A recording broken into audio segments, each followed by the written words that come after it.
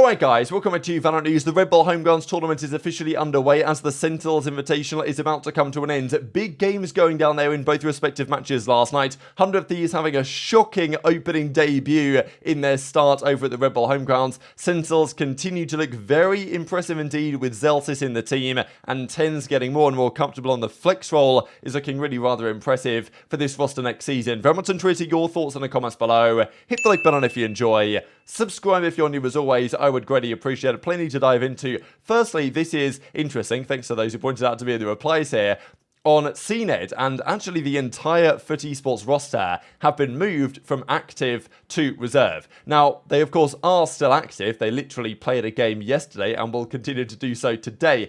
So why is this being done? There's been some speculation on why they might have done this. Apparently FUT Esports and BBL, all of those guys have been moved straight up to the reserve position. Now, this could be an error. I don't know if there's precedent for this. Well, actually, Talon apparently did the same thing back in September. It might be because there could be a clause in the contract that says if you are an active player, you earn this amount of money. If you're a reserve player, you earn this amount of money.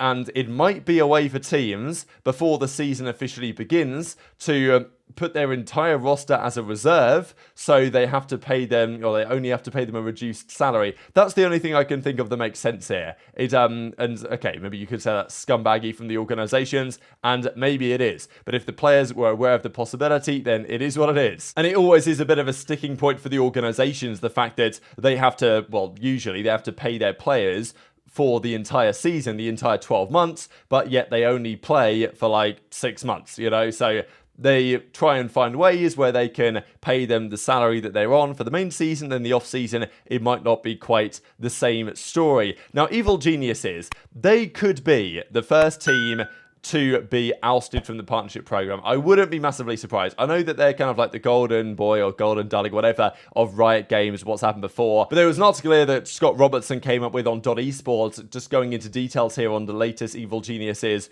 drama. And, you know, one source said in regard to an earlier wave of layoffs at EG, backfills weren't being approved. It was really frustrating. That was the beginning of operating like a skeleton crew for our team. Aside from work directly related to the org's esports divisions, EG employees worked on partner deliverables. The one former employee says changed all the time or were cancelled and quickly took over everyone's work lives, highlighting multiple instances of ineffective or poor leadership from upper management, including terminating an entire marketing and studio department after content didn't perform, departments failing to submit expenses on time, failing to approve travel costs days before events. One of the former employees said it was incredibly typical for poorly run tech companies, calling the environment jail with snacks, though they even claim there was no food at the office for 6 months, and at some points, no toiletries. Can you believe it? But yeah, that's EG for you, baby, and they're doing another round of layoffs at the moment, and it ain't looking so good. So, look, I know that when Riot decided to come up with the partnership thing, the plan was that if teams weren't performing, they could swap them out and drop a team for another one.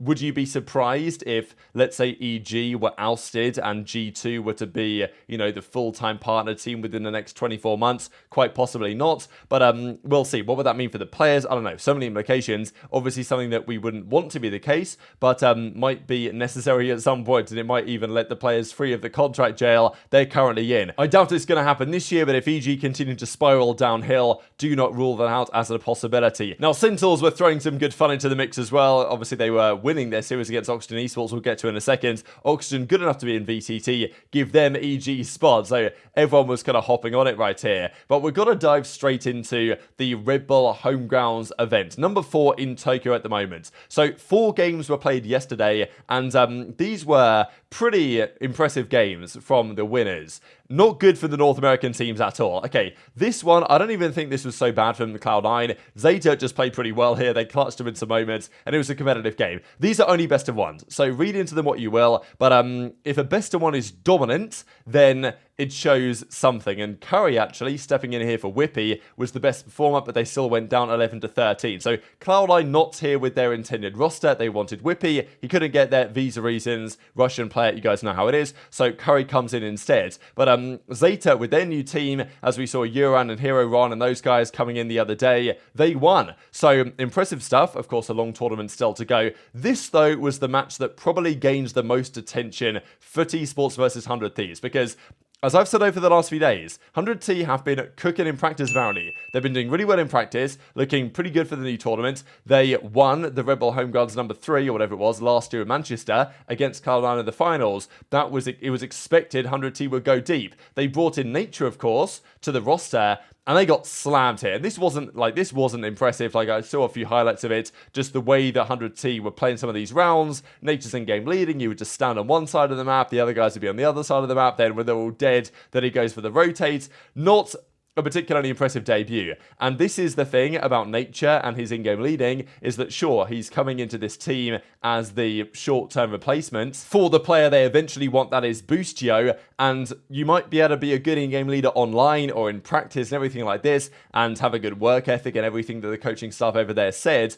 But there's a difference between that and playing on a stage in front of a crowd against a pretty good opposing team and delivering the same performances. That's where the experience of someone like a Boostio who just won champs with EG as their in-game leader, that's when that kind of, well, pressure and experience comes through. And this is why Nature will have to, you know, improve individually and also as a team for the rest of the tournament, because, yeah, if this performance is maintained for the rest of the tournament, no way Nature's staying on 100 Thieves. They will do everything to get Boostio. Maybe Boostio can save this team, but you've got to say that it can't all be on Nature, you know what I mean? Like, they come in here against FUT Esports, a team that's good, but I wouldn't say is anything remarkable, and they get 13-3 slammed on Haven. Like, that's not just on Nature, and yeah, can anything save 100T Valorant? I don't know. We did a video on the Breaking Point Valorant channel the other day. I'll leave it linked for you guys down below. You guys can just search up on YouTube, the disappointment of 100T Valorant, and yeah, seems like that title is reigning more true than ever as of yesterday's action. DRX then went on to beat Scars. Close series. Okay, it was a 1-0. Okay, it's the series, right? I mean, it's Haven, best of 1,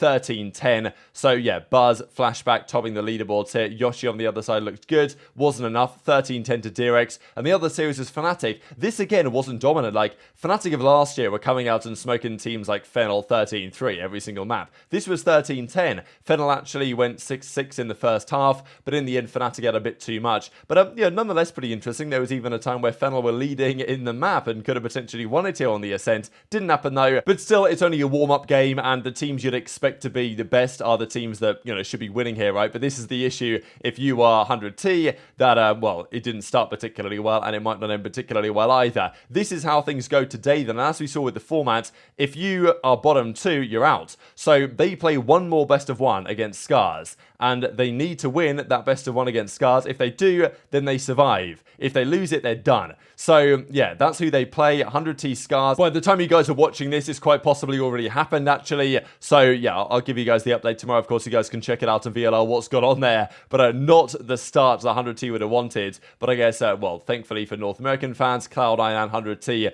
are both still alive. And just having refreshed that real quick, actually, Cloud9 went on to 13-2 Fennel and Fnatic 13-5 Zeta. So yeah, impressive results from both teams. They survive in the tournament for now, and 100T have just gone up 6-5 on split here in this best of 1 against Scars. So yeah, this is currently ongoing. Now, we've got to talk about the SEN Invitational, because this was another massive story of the last couple of days of the teams that are there in attendance. So yesterday there were 3 more games played. Moist, Shopify. This seems interesting. They should be good, no doubt about it, but they did have a bit of an off day yesterday, no doubt, and maybe they, you know, aren't as good as we thought, or, you know, I don't know, it's interesting to think about how good these guys should be, because M80 will be the favourites for the new season of challenges in North America, no doubt. But, you know, who else is going to compete? Moist Shopify, Oxygen Esports. They went down 2-0 to G2. Pretty comfortable in the end. So Valin played better. He said that he played bad day 1. He played better. They won 13-11, or 13-7, sorry, and then 16-14 on Breeze. So close fought affair, this one.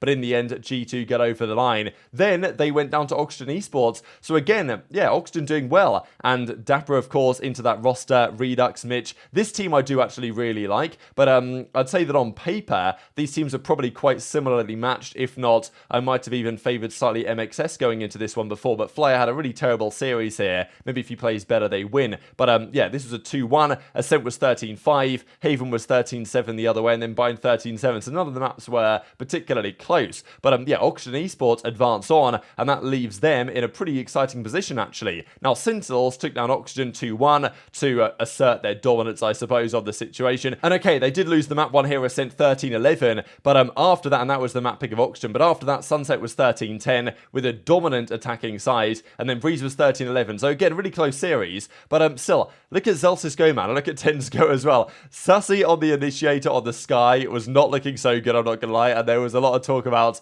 potentially getting Sassy off that role ASAP and putting somebody else on it, but you gotta say, Zellsis is still undefeated in this team with no Pancada, and he's just so good. He's so versatile as well. It's like he runs anything and was their top performer of the series on paper. TenZ as well, now on the, the KO, on the Breach, whatever he wants to use, is doing well in addition. So, TenZ and Zellsis are finding their stride right now. John QT is playing very well. Zekken isn't going anywhere. So this is what I'm thinking, like, are they really going to get Zellsis out of the team and put Pancada back in? Like, sure, maybe that makes sense on the smokes, but I don't know, it just feels like Zellsis is too good to get rid of at the moment and they're winning everything they play. Yes, sure, it's only, their own invitational show match thing, but it doesn't mean that Zellsis isn't performing at a high level right now against very good teams, as we can tell. Oxygen, very competitive here. Dapper, of course, against Sentinels, tried to take them down, didn't, but there's still a chance of now to the end of the tournament. So, yeah, the 2-1 Oxygen locked in for the finals today, and there's no doubt that it does raise questions as to the Zellsis versus Pancada thing, right? The fact that Zellsis hasn't lost yet is like, it's a pretty big deal, and we'll see what happens in the finals of the tournament. But if Zellsis keeps playing like this, it's like, I don't really understand how they can just drop him back to the bench again and not at least consider the fact that he could potentially be retained. And as Kamin says, this is maybe a similar trend of the likes of Forsaken, the likes of Demon 1, who uses everything, as does Forsaken, being really good on that role. And that's what TenZ is now doing, switching role. More impactful, I would say. Zekken on the duelist now. They've kind of swapped roles. Seems to be working. So, impressed with Sentinels. This is the series that they'll play today. So, Oxygen versus G2 is the final kind of qualification series after MXS eliminated in the group stages. The winner of that then plays Sentinels in the finals to determine the champion of this invitational. Just before we close on, let me hit the refresh on this one. It is now 6-6, 100T versus Scars after the first side. So, yeah, this is a big one. Hit the like button if you enjoyed. Subscribe if you're new. Take care, and I'll see you next time.